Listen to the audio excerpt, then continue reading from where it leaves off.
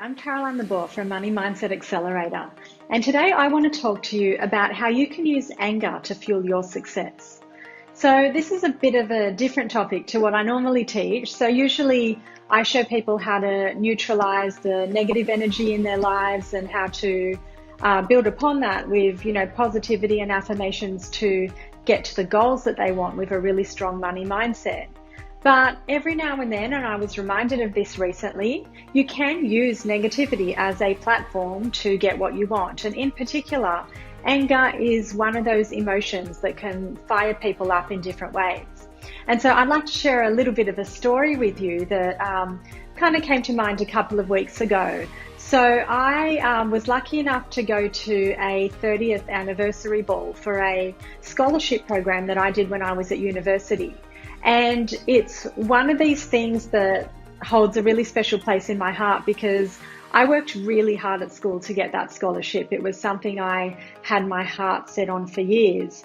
And, there's a whole piece around that story that I'll share in another video. But the thing that really stands out for me about that is the whole process of getting the scholarship, but in particular, the part that anger played in that.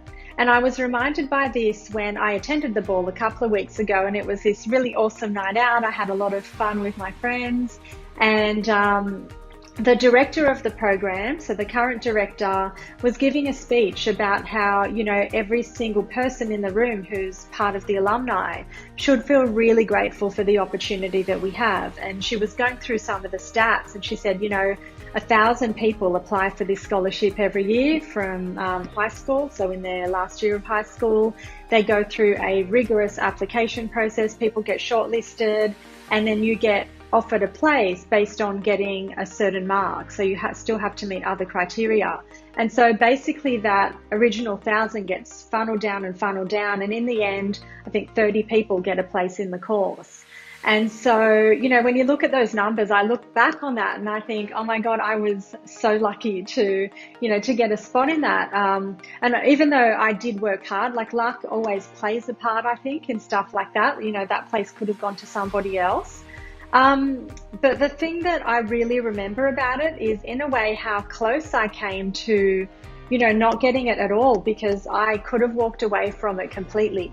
So it was one of these application processes where you had to have, it wasn't just about your marks or your academic performance. You had to do a lot of extracurricular things. So it wasn't something you could throw together overnight. So it was years of preparation, and I knew that I wanted this scholarship because, funnily enough, my mum at the time used to work for a government department, and they used to have these scholarship students come through, and my mum used to work with them and train them, and just the way that she spoke about them just really lit me up inside, and I thought, I want to be one of those scholarship students. And actually, I think, well, at least part of the real truth between why I wanted the scholarship was I was, so drawn to this idea of like leaving school and being able to wear like really cool, trendy business suits. So I kind of had that image stuck in my head and just had my heart set on this business scholarship. Anyway,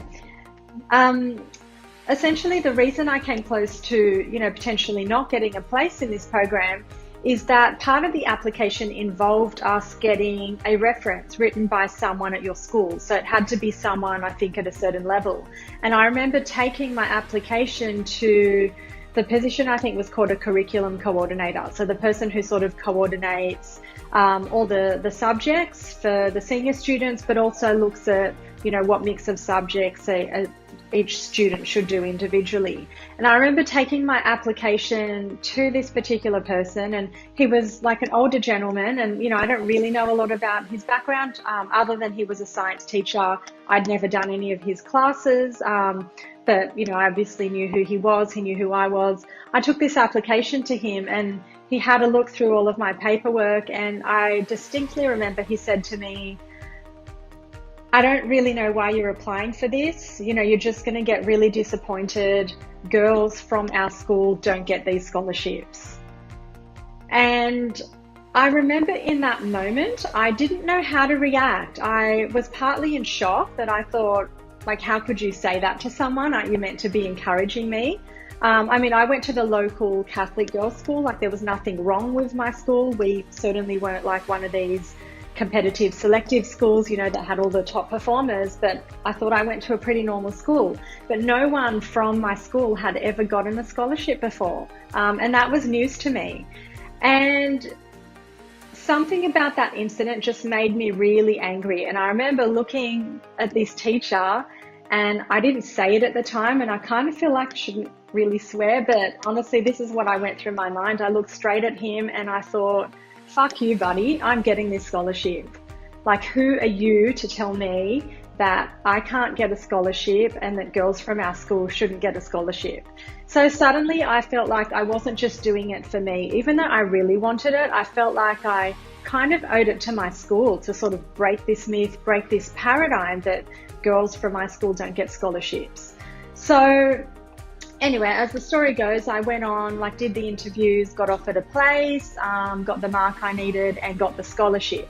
And, you know, it was an amazing experience, but I guess it just really reminded me that, you know, I could have been fueled by like just the excitement and the determination to get it. But actually what really fueled me in this instance was the anger.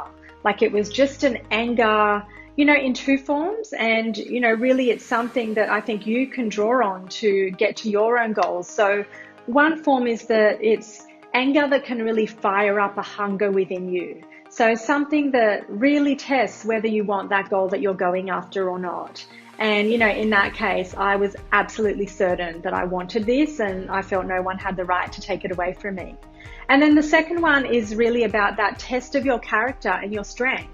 So how far are you willing to go? You know, I knew that I was running the risk of trying my guts out for this, and if I didn't get it, then he would turn around and say, I told you so. And, you know, maybe I would have felt really humiliated, like, I have no idea, but I was just racing for this thing and I just felt like nobody was going to stop me. And so it made me work, you know, even harder. Like, I put even more effort into my application.